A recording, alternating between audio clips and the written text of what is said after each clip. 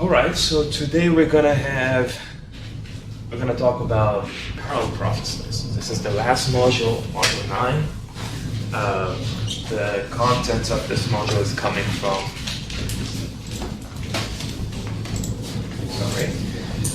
from the Patterson-Hennessy Computer Organization book, Chapter 6. It's also coming from Chapter 4 of Computer Architecture and Quantitative Approach by Hennessy and Patterson. And we also use Chapter 7 of Harris and Harris, book, Digital Design and Computer Architecture. So I personally like this module because I put a lot of efforts in it to gather a lot of things from different books. You don't need to go and read those books. I just provide this information, first of all, to just give credit to people who actually designed a lot of materials before us. And second of all, if you want to know more about these stuff, you can always go to the book, and there are a lot of interesting information provided beyond what I just talked about in this class. That said, I'm not going to start this module with these chapters. So I'm going to start with a very important law that is called Amdos Law. And usually this Amdos Law is explained when people teach computer architecture. When they talk about the quantitative analysis part, they talk about Amdos Law. This is actually in the chapter 1 and 2 of Patterson and Hennessy and Patterson. I intentionally didn't talk about it because a lot of things that we talk about in Amdahl's Law make more sense when you are talking about it in the context of parallel processes. So, how many of you actually heard about Amdahl's Law? Okay, a few of you. So, this is a very important law in computer architecture, at least from my point of view. And the whole idea is that when we are trying to optimize a computer system, we have to pay attention how much of that system we are improving, right? This is going to avoid us getting stuck with different fallacies.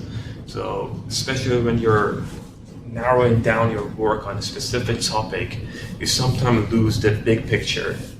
And this is what is going to help us, Amdahl's Law. So I'm going to give you a lot of examples in this session.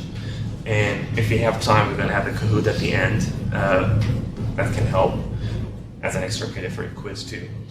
But the whole idea of Amdahl's Law is when we are speeding up part of the system, we use this Amdahl's Law to find the upper bound of the overall speed up that we can get in a computer system, right? So let's say, for example, the speed of a computer component by a factor of n, the overall execution time is going to be smaller than n, right? This is kind of intuitive. Now we can formulate this, and I'm going to talk about it in the next slide and this slide.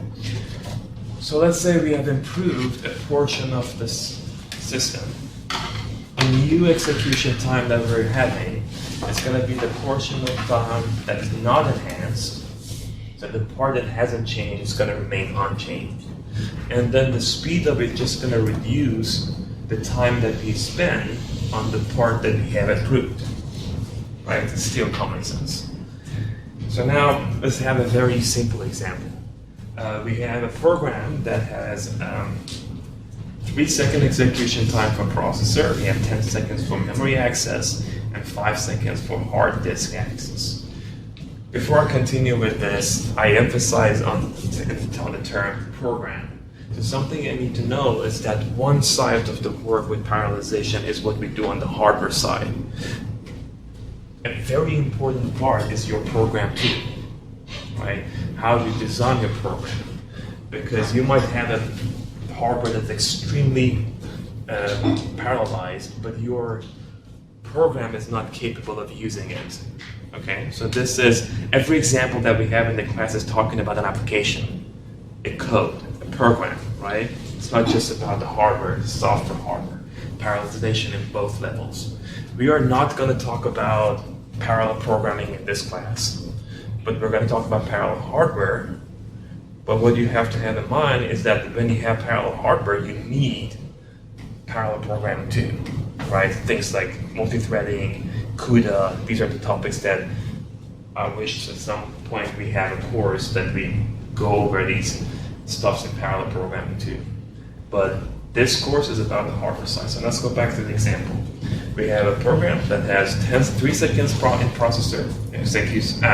It needs 10 seconds for memory accesses and 5 seconds for hard disk access. So if you're able to speed up the memory access such that it is twice as fast, what is the new total execution time for this program? Okay, so this is actually we don't even have to calculate this. If you look at this question, we have this information here. If the memory is twice as fast, it means that if you needed 10 seconds for the memory access, now we're going to need 5 seconds, right? The other two parts are not changing. 3 plus 5 plus 5 is going to give me 13 seconds as the execution time, right? But the old execution time was 18, right? We have 3 plus 5 plus 10, 18 as the new old execution time, and we get 13 as the new execution time. Does that make sense? So now, let's put everything together and create an equation for overall speed up when we are enhancing a part of a system. So overall speed up is execution time old divided by execution time new. We know this already. If we normalize this execution time, we can get this equation that is 1 over 1 minus fraction enhanced plus fraction enhanced divided by speed up enhanced. So this part is about the fraction that is not enhanced. This is the 1 minus fraction enhanced. And then speed up is only affecting the part that we are improving. Does that make sense? This is just normalized, right? So now, going back to the example we had in the previous slide, we have a CPU time of 3 seconds, memory 10 seconds, hard disk 5 seconds. We have a speed of 2 for memory. So if you want to calculate the speed up, one way was finding the execution time, which we already talked about. So this is 18 divided by 13. It's going to give me 1.384. Okay, but now let's use this equation for the speed up. This equation is telling me, well, the first thing I have to find out is what is the fraction enhanced, right? So the fraction enhanced here is the memory. Overall execution time is 18. The memory time is 10. So the fraction that we are enhancing is 10 over 18. So 1 minus 10 over 18. Speed up is 2, as we explained here. So then we have 10 over 18 divided by 2. If you do the math, you can see that we also get 18 divided by 13, which is 1.384. Right? So for simple questions like this, it doesn't make sense to use this equation. Right? You don't have to use it. But what we're going to do in this class, you can see that we're going to make things more and more complicated, and then you can appreciate this equation more. So now, let's talk about the Amdos Law in the context of parallel processors. For now, let's say we have multi-core processors. Multi-core processors are not the only parallel processors, but let's say we have multi-core processors. Okay, so in the context of parallel processors, we have to look at our program and see what portion of that program is, let's say, infinitely parallelizable. Okay, and we just ignore the overhead for now, which is not a very good assumption, but for the sake of the class, we just ignore the overhead of parallelization. So let's say we have fraction f as the part of the code that is parallelizable. Okay, then we're going to have portion 1 or fraction 1 minus f as the part of the code that is intrinsically serial. Okay, Now, if T is the total execution time for a program on a single core processor, and N is the number of cores or processors that we add to the system. We have a single core, now we have multiple cores. If we ignore the overhead here, when you add multiple cores, in theory, you should be able to get that much speed up. Right? If you have 1 core versus 4 cores, you're going to get 4 times speed up if your program is infinitely parallelizable. Right? There's a big if here. So fraction f, we put in the equation that we had before. So in the previous equation, we had the fraction enhanced. We know f is the part that can be enhanced because it's infinitely parallelizable. Then we get 1 minus f here, plus f divided by n, which n is the number of cores. Okay, so this is using Amdos Law in the context of parallel processors. Okay. So now, let's have a question here. Given a program with 40% parallelizable tasks, what is the maximum speed up achievable if we can use an infinite number of cores? Basically, we're looking for the upper bound, right, in this question. We know that it's not possible to get infinite number of cores in a processor, right? But if we assume that we have infinite number of cores, it gives us the upper bound of the speed up that we can achieve, right? So something I want to say, Amdahl's Law is something that gives you, I repeat this again, gives you some vision about your program and your optimization and so on. So one of the most important things you need to do when you're designing a program or a computer architecture is thinking about the upper bounds. When I'm writing proposals, grant proposals these days, I make sure that when I talk about the improvements, I also identify the upper bound. Upper bound is the promise that you make as an engineer to your CEO, as a scientist to the PI of the lab, as a company to whoever you want to sell the product to.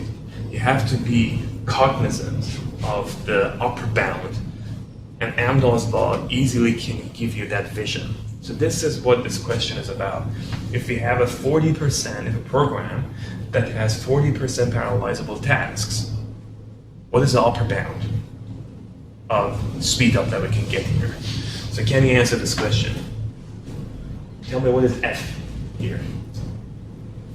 It's 1.67. It's 1.67, that's correct. But let's just walk us through the entire process. So what is f here? It's 0.6. F is 0.4. No, 0.4. So f is the fraction that is parallelizable, right? So we said 40%, so f is 0.4. And n is infinite. So n is infinitely large, which means that this part is going to be equal to 0. And then f would be equal to 0.4, which makes this part 0.6, and 1 divided by 0.6 is what we mentioned, it's 1.67, right? So this 1.67-fold or 1.67 times improvement is the upper bound of my speed up through multi-core systems, through parallelization, right?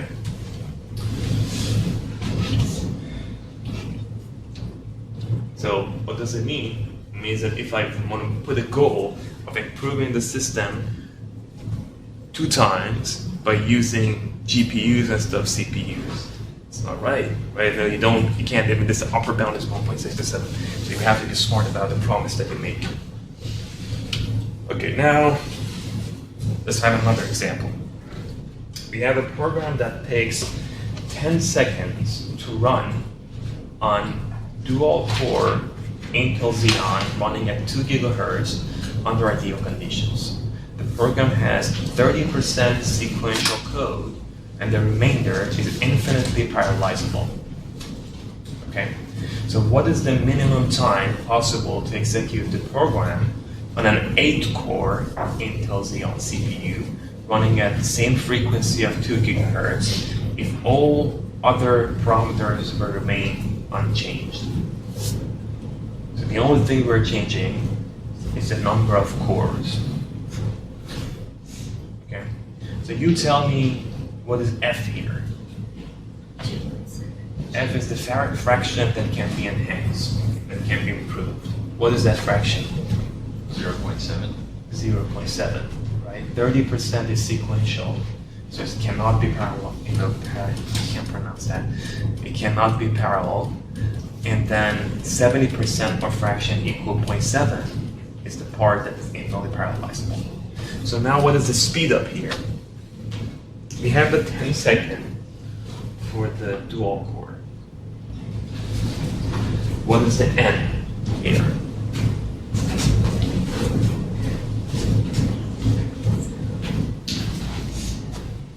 When we go from dual core to 8-core Intel Xeon, how much speed up did we get? It's 4, right?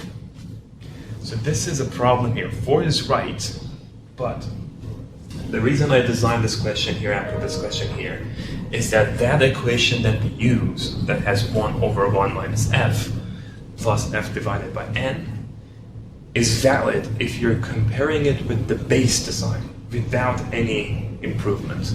Because when we normalized it, that 1 that we have in the equation, 1 divided, that is because we are using the very basic single core design. So for questions like this, which your baseline has already been improved from a single core to a dual core, you have to go back. You have to find what is the baseline. So you have 2 ways to solve the solution, this problem. One is going back and finding the execution time of a system that is not parallelized. So we have dual core here, we find a single core, and that is my base. And then from single core, we go back to 8-core, and then we find the execution time, speed up and consequent with the execution time. The other way is that you have to, if you want to use n, you have to be careful because then because you can't normalize that. Your equation is going to change. Your equation is going to have the n removed, that 1 divided by that part removed. I'm just going, everything is very abstract. So this one is going to go because this is only normalized for the single core. And you're going to have 2 of these guys. You're going to have the old design versus new design, or new design divided by old design. The n for the old design is going to be 2. The n for the new design is going to be 8. Right? But the way I'm going to solve it now is through the first way I mentioned, so I don't get confused. I gave you the solution. You can go back and try to solve it the other way. I don't even talk about the other way here. Right?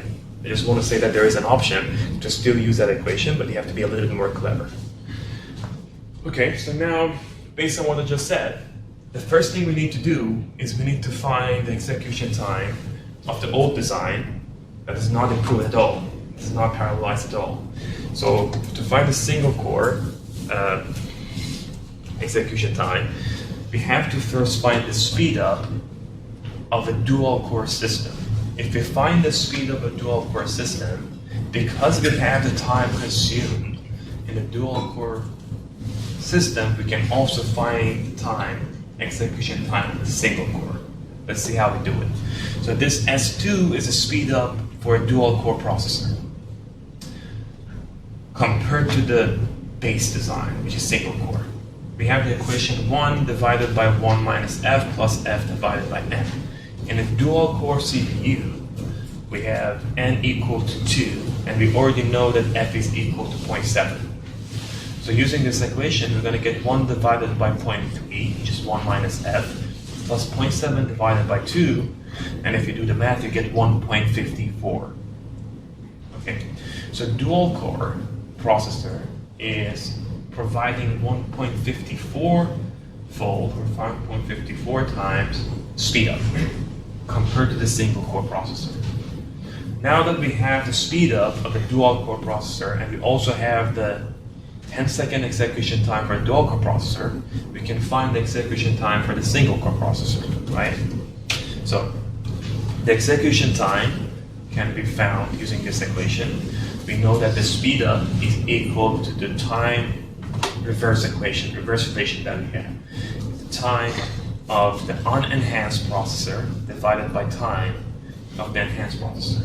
What we don't have here is a time of the single core processor. This is the information that we're looking for. We know the speed up from this relation here, which is 1.54. We don't know the time, execution time for a single core processor, but we also know the time for a dual core processor is 10 seconds. Right? So if we do this, if we put these numbers here, T1 would be 15.4 seconds. So we had a single core processor that needed 15.4 seconds to finish this program. When we use a dual core processor, we could achieve speed up of 1.54, which led to the execution time of 10 seconds on the dual core processor. Okay. So now, with this information about the single core processor, again we can use this equation that we know to find the execution time of the 8-core Intel Xeon. So now, for the 8-core, we have to find the speed up again. How do you find the speed up? Through the same equation. The speed up for the 8-core processor is 1 divided by 0.3 plus 0.7, this time divided by 8. Because we have 8 cores, speed up is 8 times. If you do the math here, you get 2.58 as the speed up. You know the execution time of T1 is equal to 15.4. Now execution time of T8 would be T1 divided by 2.58. T1 is 15.4, and if we divide it by 2.58, we get 5.97 seconds. Okay, so we had to go back to the base design to be able to use this relation here.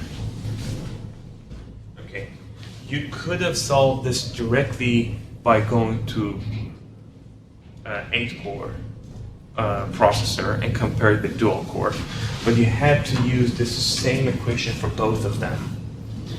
I'll let you guys to try to figure this out. There is a way to do it, and it's a very straightforward way, but you just, and I can guide you a little bit, you just divide these two speed ups.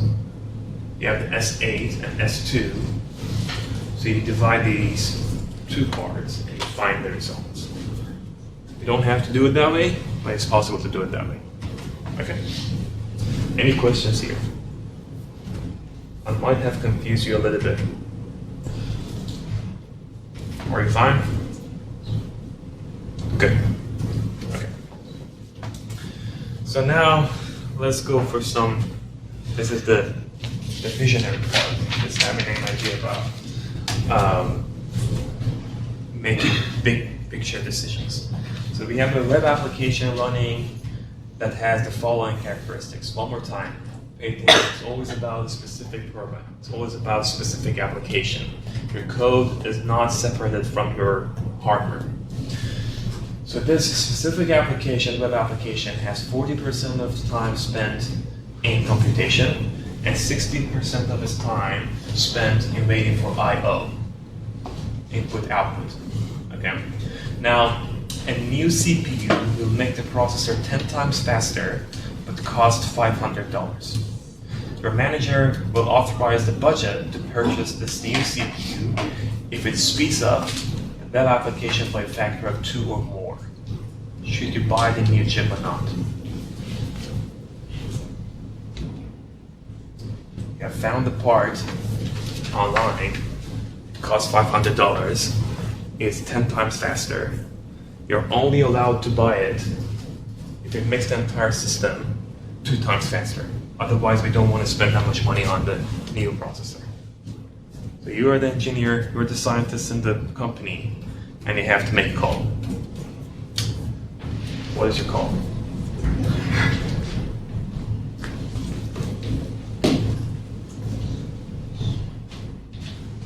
So that would only speed up the computation, right? That would only speed up the computation, And right? the best you can get is 40% faster, or like 1.8. So you can't, even if it was like 1,000 times faster, you can't get to 2 or more. There is a very interesting reason. That's exactly it. So the CPU is only affecting the computation. Exactly right. Thank you, Tim. But the computation is 40% of the time we spend on this application. A lot of them is networking, I/O, input, output. So even if I can make it 1,000,000 times better or 1,000 times better, you're just improving 40% of the application. So you can never get 2 times improvement by just improving the computation. Right? So this is just a very back of the envelope computation. Just put it there, just make sure. Let's see how much speed up I can get. The upper bound is the 0.4 is the fraction that I can enhance. And this is going to be 10 times improved by this device, this new processor.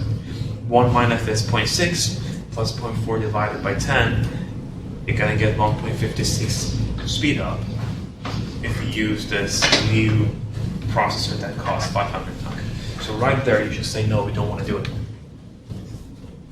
Right? We just identify where the problem is. The problem is in the communication, not in the processor. Right? That's how much improvement you can get with network. If you just make it infinitely large to find the upper bound, it's going to be 5 divided by 3, 10, 1 divided by 0.6, which is equal to 5 divided by 3 is 1.67. So you can get only 1.67 times improvement with this program, even if you have 1,000,000 cores. Right? So that's the upper bound. Very right call. Yeah, you don't want to buy that. I'm not sure if you're gonna get, like in my life at least, even now, these days, and I'll show, if I have time at the end of the class, I'll show you an example of a research work that we did recently. We are still using Amdos Law, and we are still literally publishing papers in which we say, based on the Amdos Law, this is the limit that we have, and this is how much we're improving it. Right? This is a very useful law in the real world. Research and companies, it doesn't matter. Another interesting thing to options to think about.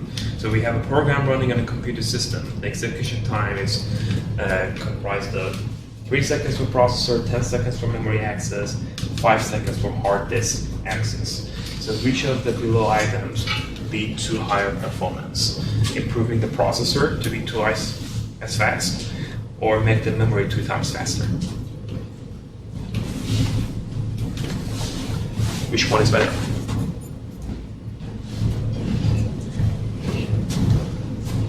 Memory. Ian? Memory. Memory? Yeah, because looking at this time, you're spending 10 seconds in memory. So obviously we improved that part. But the same, something that you have to keep in mind is that both of these guys are 2 times faster, right? It makes it easier. No, it's just, if I want to make the same improvement, I just look at the portion that is contributing more, right? It can get a little bit more complicated if they had different speed of improvements. Or they could. So now if I want to, there are 2 ways that you can solve this question. If you want to find the speed up, one is just calculate the execution time and see what's going to happen. If you make the processor faster, this 3 seconds is going to take 1.5 seconds. Overall, you're going to get 16.5 seconds total execution time. If you make the memory faster, this 10 seconds is going to take 5 seconds down, so you get 13 seconds. This is execution time. Or you could have used the speed up equation that we had for fractions and so on. And if you use that, we have the different fractions here. So the memory part, this is just process the fraction for the processor is 3 divided by 18. The part that we can speed up. For the memory, it's 10 divided by 18. 10 over 18. That's a fraction. Okay. So now let's make things a little bit complicated, a little bit more complicated. So we have an instruction mix for a program running on a MIPS type processor. Floating point operations require 40% of the execution time for this program. Integer operations require 30% of the execution time. And then we have data transfer operations that they need 30% of the execution time. Okay. So part A, we have a method is, to make the floating point operations run 8 times faster. What is the overall speed up of the program? So we just have the floating point, we want to improve the floating point, you kind of have a new processor or a new IP that runs the floating point operations faster. How much faster? 8 times faster. So how much speed up we can achieve here? The first thing we need to find is f.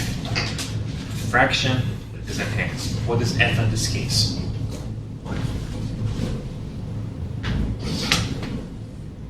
What's the 0.4? It's 0.4, just the floating point part. So now using this equation, the fraction enhanced is 0.4, the improvement factor is 8, which is the speed up for the floating point. And we put it in the equation and we get 1 divided by 0.65 or 1.538 faster than the baseline. Okay, so now this is the first part of the question. The second part of the question is actually enhancing this relation, right? It doesn't have to be just for one part of the system. So now let's look at part B. In this part, we still have the improvement provided in part A. So we still have that improvement.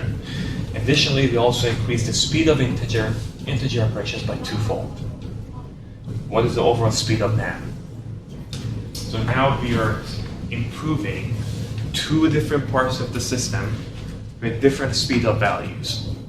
So this is basically extending the Amdahl's Law equation. So far, we've been talking about just a part that we improve. Now we have different parts, and each of these parts have different speed ups.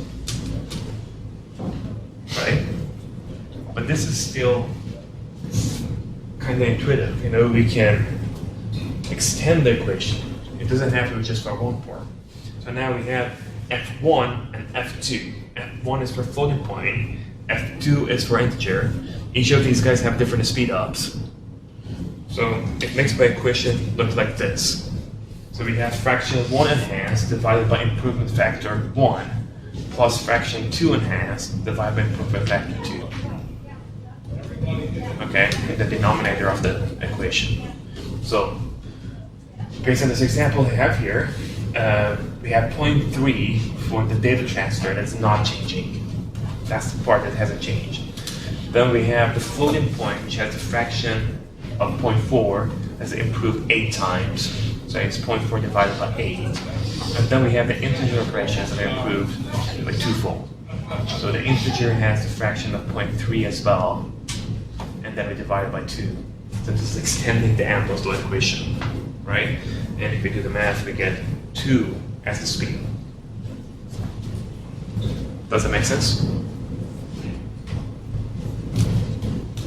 Okay. Now, I think. Okay, so this is probably one of, I think, the most complicated question I can design based on Amdos Law. Okay, and obviously, if I want to ask a question in the final exam, it's coming from this, because everything we discussed so far was pretty straightforward. Okay, now we make things as complicated as they can be. So we have the Celgene Biosciences company that is executing this amino pack protein folding application, and you're hired to increase the performance for the system. Okay, but right now they're using AMD single core processor, which has a 2.8 gigahertz clock rate with a CPI of 1. Now we're throwing everything in. Clock frequency, CPI. So the dynamic instruction mix of the amino pack is 80% floating point instructions, 5% integer instruction, and 15% data transfer instructions. Amino pack is infinitely parallelizable except for 2 parts, 2 routines that are completely sequential. One is the get amino routine, which has 2% of the total application time. And then we also have another sequential, which is rotate bond. This one has 3% of the total amino pack application. So not only we have different mix of instructions, floating point, integer, data transfer, and so on, but also looking at the whole program as a whole, 5% of that is sequential, 95% is parallelizable. put it together, this 3% and 2% is going to give you 5%. Now, you have all this information, and I want to ask two questions. The first question is about the design that is going to replace the 2.8 gigahertz AMD single core processor with a 2.8 gigahertz Intel single core processor. These numbers are made up, so don't sue me. Okay, so this is just like design this question. But like this is Intel or AMD. Okay, so now we have with this new CPU, we have 32 times improvement for floating point instruction. For integer instruction, the CPI is going to change to 3.2 from 1, right? And the number of instructions are not changing. Only the CPI is changing. The number of instructions is not changing. And the data transfer time is going to take 2 more times. It's going to double the time taken by data transfer with this new system. Now, what speed up factor you would get with a 2.8 gigahertz Intel Broadwell single core processor compared to the AMD, considering these features? These are your choices. I give you a few seconds to think about it, and we try to solve it step by step together.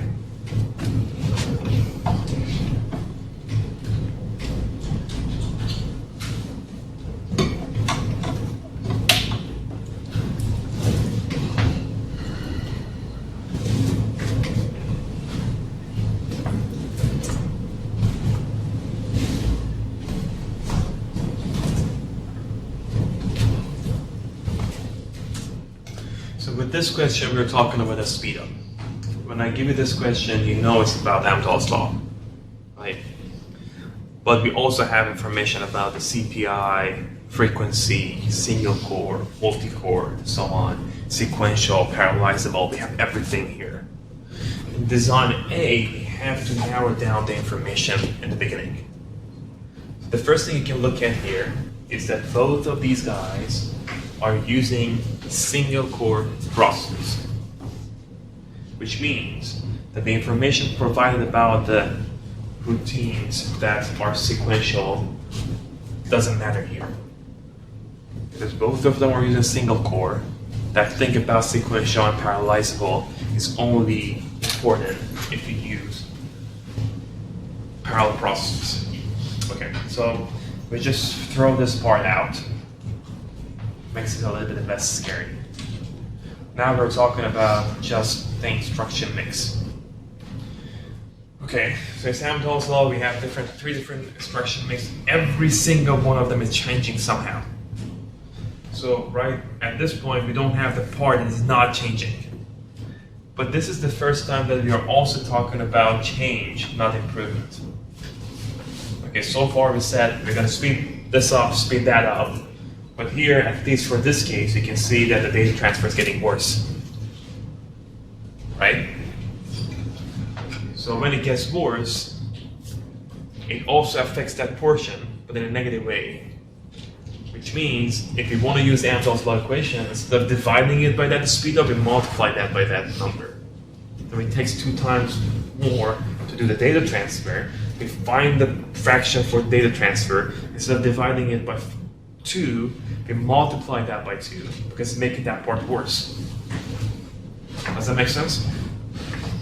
So now, if I want to use the Amdahl's law equation, I have 3 different fractions, but for the first time, we also have the fraction slowed down, right? So the floating point part is, improved by 32-fold. So floating point is 80% of the entire calculation computation, so 0.8 divided by 32. This part we know. The second part is about the CPI. So we have the CPI of 1 here and a CPI of 3.2. It specifically says that the number of instructions is not changing. So going back to the execution time, we know that when we calculate the execution time, We have the total number of instructions multiplied by clock per instructions multiplied by frequency. So we also know that both of these processors have the same frequency. So the frequency is not changing, the total number of instructions is not changing, CPI is changing, and it's 3.2 times more than the CPI of 1. When the CPI increases, it means that clock per instruction increases. When the clock per instruction increases, it is slowing down the system. Before, for every instruction, you needed one clock. Now, for every instruction, you need an average of 3.2 clocks. So this is slowing down the system. If I change this question to IPC, that's a different thing. IPC, the larger the IPC, the better it is. So I have a CPI of 3.2 and 1. Another common mistake that a lot of people make, because I provide this equation as 1, CPI of 1, every time, just because you're nice and you're being here in the Thanksgiving week, I'll let you know, and a lot of people don't even watch this. If I change this 1.0 to 1.2, and if I keep this 3.2, every exam, I have 20 to 30% of students that just go with this number here. Just because I provide an example that happened to have a CPI of 1 in this slides. This 3.2 is not equal to this CPI. It's equal to the CPI of the new design divided by the CPI of the old design. CPI of the old design happens to be 1.0. If I had 1.6 here, you have to multiply it by 2, right? This seems common sense. I can bet a lot of people make mistakes if I change that. Okay, so 3.2 is not the CPI here; it's the ratio of the CPI increase in the CPI. Then we have the 0.15, which is the data transfer instruction. Data transfer instructions they take double now, so it means that I have to multiply that by 2 as well, which at the end gives me a speed up of 2.06. All right, so now I have a processor that makes an extreme improvement in floating point at the cost of making integer instruction worse and making data transfer worse. Just because my program was intensively using floating points, I still could get speed up for the whole program. It really depends on the application, right? If I didn't have 80% here, this would have changed everything, right? If I want to design this question in a very difficult way, I could have said what portion of this program should be floating point in order to get it speed up, right? So then I would have said, okay, how should be the workload distribution? I give you this information, I give you the speed up, I just want to achieve some speed up, anything more than 1, and you should decide what should be the workload. Your floating point, integer, and so on. Give you an interesting example. You can have machine learning, convolutional neural networks. So machine learning, we have multiple layers. Every layer can have a different precision. This is called a mixed precision computation. So you can have one layer that's an integer, the next layer is floating point. Actually, a lot of research by IBM, HP, and other folks has showed that if you have 20 layers in a convolutional neural network, the first layer and the last layer should have high precision, let's say floating point 32, but layers in between can have integer precision, right? So if I am a designer and I have this as a knob that I can tune, as a designer, I can change the precision of every layer in the processor. And then I also have some information about my computing system. I know this information, that floating point is 50 times better, integer is 2 times worse, right? This becomes a part of my optimization. So this equation that you see here, this Amdos Law equation, can be your cost function. So you can use that equation as the cost function. You have to have an objective of a specific speed up, and that is going to define you get it through different optimization mechanism, reinforcement learning, whatever you want to call it. Through optimization mechanisms, you can find this workload distribution in terms of the precision of the layers. For CNN, for example, we are literally doing this right now in a collaboration between my lab and Dr. Jamshidi's lab. Right? Literally, we work on mixed precision computation and these kind of things. They provided a specific kind of computer architecture that we designed. So we designed the computer architecture. Dr. Jamshidi's team uses an optimization tool and distributes the workload based on the precision of the layers that we can get. So we're not just talking about some abstract idea. IBM is spending tons of money today on mixed precision computation based on the process that they have. Right? Okay, so now let's go to the second part and make it a little bit even more complicated. The second part is bringing in a quad-core processor. So we have an AMD quad-core processor that has an identical instruction set architecture to the AMD single-core processor. Clock rate also changes. It has a clock rate of 4 gigahertz and twice the effective CPI. Okay.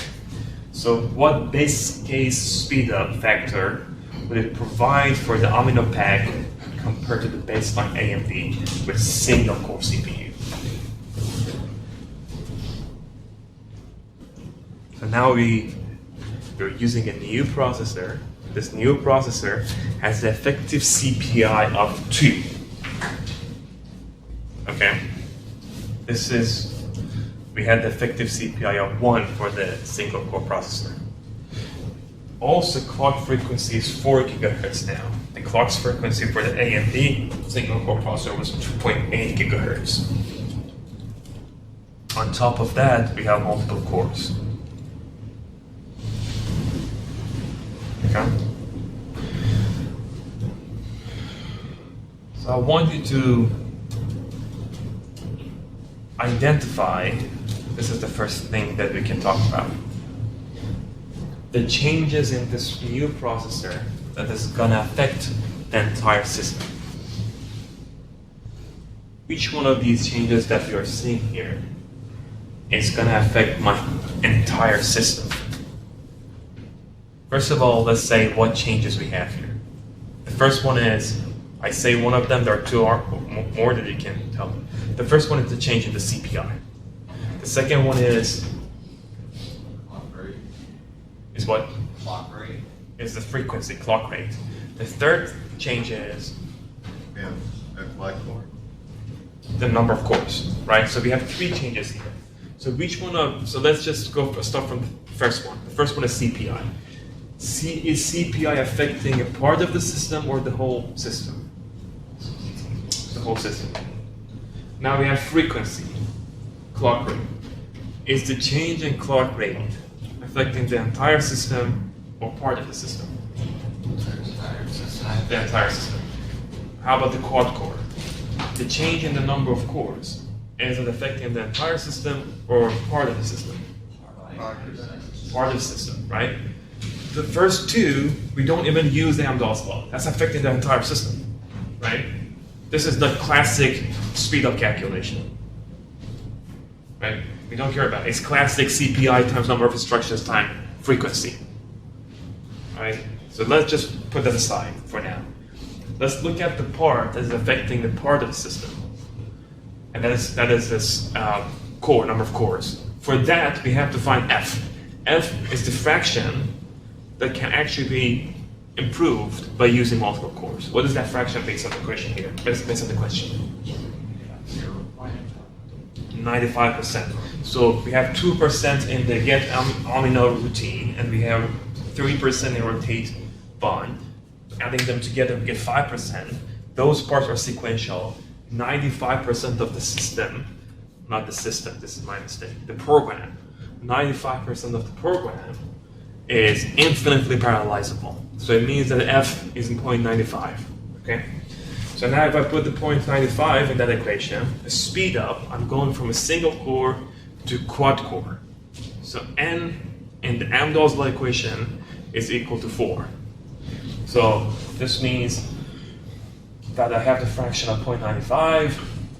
Using the Amdos Law equation, I get 1 minus 0.95 plus 0.95 divided by 4, which is the speed of that I can get through using quad-core processor. And doing the calculation here, we get 3.47 speed up just because of the core. Okay? 3.47 speed up is what is achieved by using a quad-core system. It's very close to 4, as you can see. 4 was the upper bound. And it's very close to 4 because 95% of the system can be infinitely parallelized. Okay? So now how about the other parts? The other parts that affect the entire system. I have a clock frequency of 4. I used to have the clock frequency of 2.8. It means the speed that is going to be achieved through this clock frequency is 4 divided by 2.8. Okay, so that's affecting the entire system. I had the effective CPI of 1. Now I have the effective CPI of 2. It means that my system is going to be 2 times faster because of that CPI. So if I calculate those guys separately, I'm going to get, actually, sorry, the effective CPI is twice more, so it's going to be slowed down. My bad. So we're going to have it slowed down by a factor of 2, which is 0.5. So if you do the multiplication, you get 1.43 through the frequency, just because of 4 divided by 2.8. Then you have a 0.5 speed up, or a 2-fold slowdown, because of the CPI. And now at the end, you multiply these speed ups separately, 3.47 multiplied by 1.43 multiplied by 0.5. This is going to give me the overall speed up for this new design, for the second design. Okay. This was probably the most complicated you could make this question. You had different parts. I mean, not the most complicated, but give you an idea. I could have thrown integer and floating point in this part too. So not only have parallelizable and so on, you can have integer floating point as well. But that would have made it difficult and not even possible because I'm not saying, can you tell me, okay, it's a very confusing question. I'm just throwing it and you can tell me, I just give you a few seconds. Why can't I, with the way that the question is designed now, why can't I throw the instruction mix in this equation, in this question? So this question is talking about sequential and parallel part, right? For me, with the way that the question is designed right now, I can't bring the the instruction mix to this question. I couldn't even ask the question. But why do you think I can't do it? There's a missing information. I can't give you that. There's a missing information, and that missing information is not allowing me to bring the mix of instruction to this equation, this second part of the question. Regina, do you have an idea? You are not mentioning like whether those functions have floating Absolutely. point and integer operation. Absolutely. So something that I'm not talking about is how much of this get omni-node routine is floating point integer or data instruction, right? Because I'm not providing that information, I can't mix the instruction mix with the parallelization question. So I separated these two questions. One part is just asking about the instruction mix. The second part is just asking about the parallelization. So it was intentional because I'm not providing that information to you about these two functions here.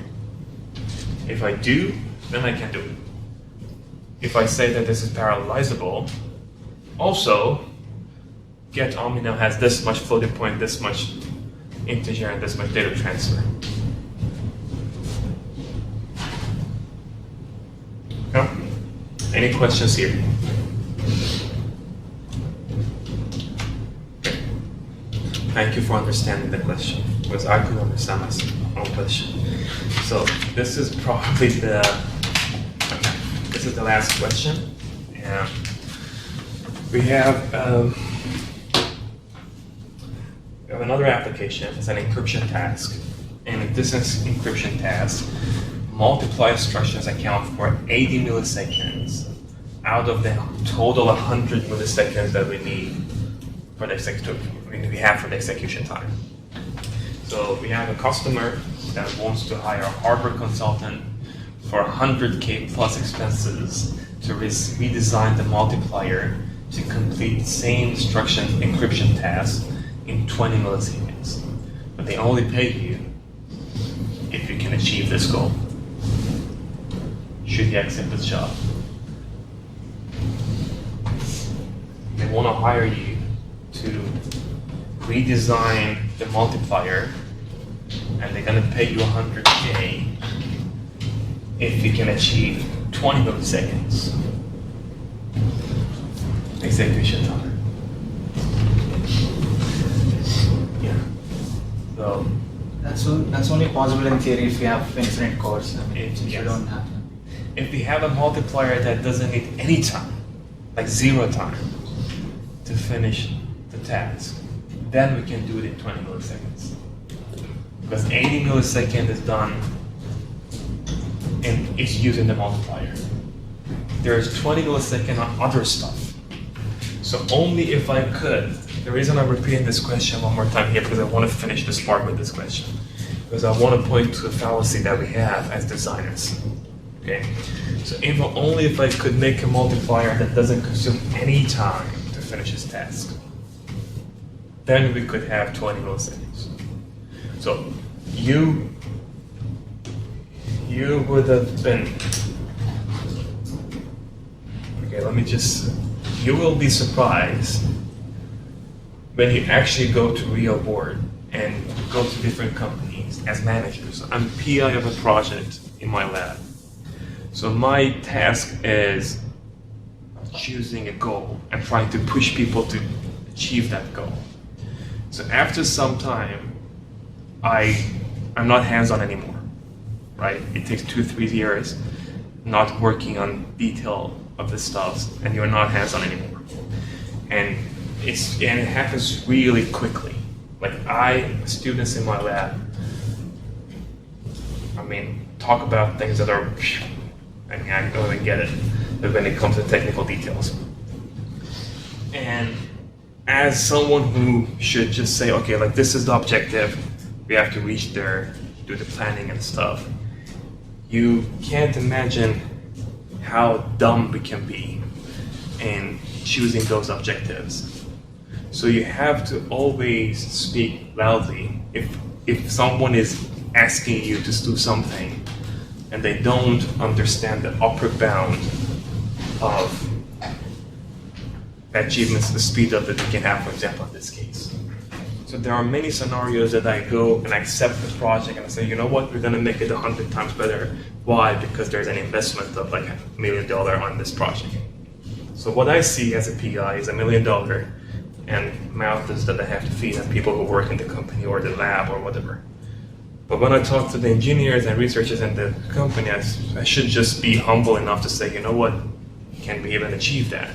Not a lot of managers are humble. So it's your responsibility as a designer to just say, you know what, this is not possible. So one of the ways that you can say things are not possible, it's not just about speed up, it's about literally everything. So Amdos Law, one of the reasons that I love it is because it can be applied to the real world, right? Especially for computer science engineers. No matter what project you work on, it doesn't have to be speed up. Some people come to you and say, you know what, we want to make it this much less energy consuming. If we have this much battery, we want to save this much time, and can we do it? In many cases, they don't say, can we do it? They just say, do it, right? And it's your responsibility to just use the Amdos Law and say, you know what, it's not doable. I'm going to spend the next 2 years of my life being desperate to try to achieve that goal, which is something that I could avoid in 5 minutes if I knew about Amdahl's Law. Okay, so this is a fallacy that we have, and hopefully by learning about this in context of speed up, in context of multi-core processors, we can extend it to other contexts as well. Okay, so this says at the end, this is how Amdos Law looks like. So we have a program, let's say we have a program that has different parallel portions. So if you want to just visualize what Amdos Law is, you can see these relations here. That when we increase the parallel portion, we can have more speed up. This is the speed up if we increase the processors. Right? By increasing the processor and increasing the parallel portion, we're increasing the speed up. But in all cases, no matter what, it saturates. No matter what. Unless you can parallel